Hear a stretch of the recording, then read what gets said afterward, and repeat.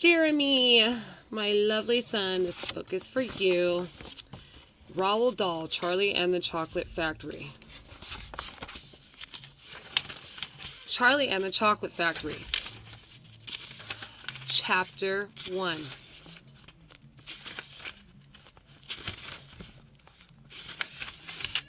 Chapter 1.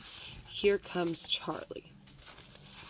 These two very old people are the father and mother of Mr. Bucket. Their names are Grandpa Joe and Grandma Josephine. And these two very old people are the father and mother of Mrs. Bucket. Their names are Grandpa George and Grandma Georgina. This is Mr. Bucket, this is Mrs. Bucket. Mr. and Mrs. Bucket have a small boy whose name is Charlie Bucket. This is Charlie. How do you do? And how do you do? And how do you do again? He is pleased to meet you. The whole of this family, the 6 grown-ups, count them, and little Charlie Bucket lived together in a small wooden house on the edge of a great town. The house wasn't nearly large enough for so many people, and life was extremely uncomfortable for them all. There were only 2 rooms in the place altogether, and there was only 1 bed. The bed was given to the 4 old grandparents because they were so old and tired. They were so tired they never got out of it. Grandpa Joe and Grandma Josephine on this side, Grandpa George and Grandma Georgina on this side. Mr. and Mrs. Bucket and little Charlie Bucket slept in the other room, upon mattresses on the floor. In the summertime, this wasn't too bad, but in the winter, freezing cold drafts blew across the floor all night long, and it was awful. There wasn't any question of them being able to buy a better house, or even 1 more bed to sleep in. They were far too poor for that. Mr. Bucket was the only person in the family with a job. He worked in a toothpaste factory, where he sat all day long at a bench and screwed the little caps onto the tubes of toothpaste after the tubes had been filled.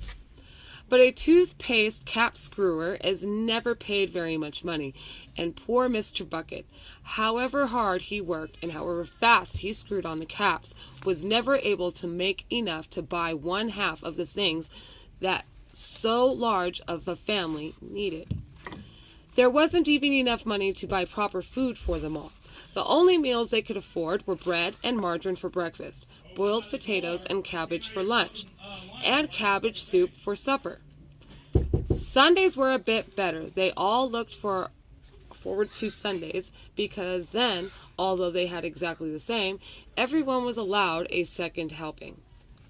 The Buckets, of course, didn't starve, but every one of them, the 2 grandfathers, the 2 old grandmothers, Charlie's father, Charlie's mother, and especially Charlie himself, went about from morning till night with a horrible empty feeling in their tummies. Charlie felt it worst of all, and although his father and mother often went without their own share of lunch or supper so that they could give it to him, it still wasn't nearly enough for a growing boy. He desperately wanted something more filling and satisfying than cabbage and cabbage soup. The one thing he longed for more than anything else was chocolate. Walking to school in the mornings, Charlie would see great slabs of chocolate piled up high in the shop windows, and he would stop and stare and press his nose against the glass, his mouth watering like mad.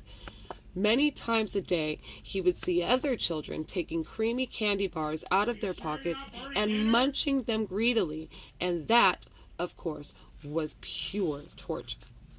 Only once a year, on his birthday, did Charlie Bucket ever get to taste a bit of chocolate. The whole family saved up their money for that special occasion, and when the great day arrived, Charlie was always presented with 1 small chocolate bar to eat all by himself.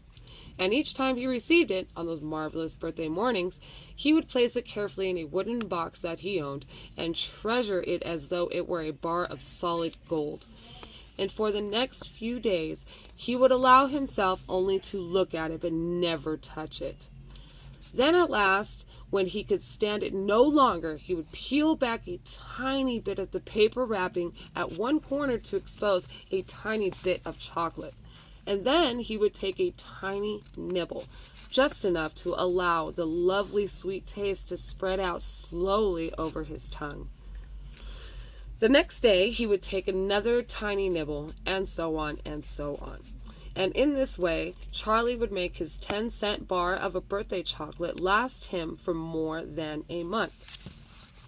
But I haven't yet told you about the one awful thing that tortured little Charlie, the lover of chocolate, more than anything else.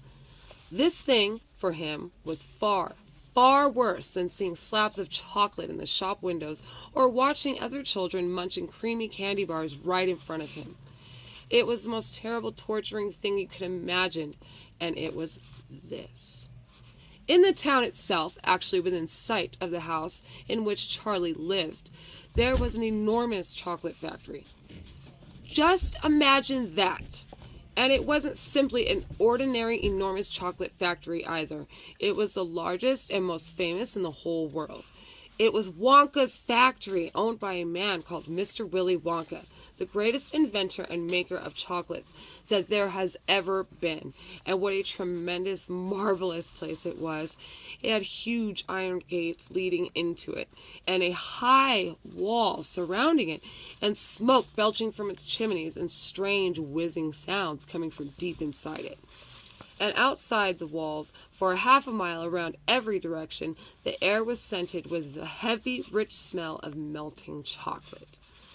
Twice a day, on his way to and from school, little Charlie Bucket had to walk right past the gates of the factory, and every time he went by, he would begin to walk very, very slowly, and he would hold his nose high in the air and take long, deep sniffs of the gorgeous chocolatey smell all around him. Oh, how he loved that smell, and oh, how he wished he could go inside the factory and see what it was like. End of chapter 1. See our next video for chapter 2.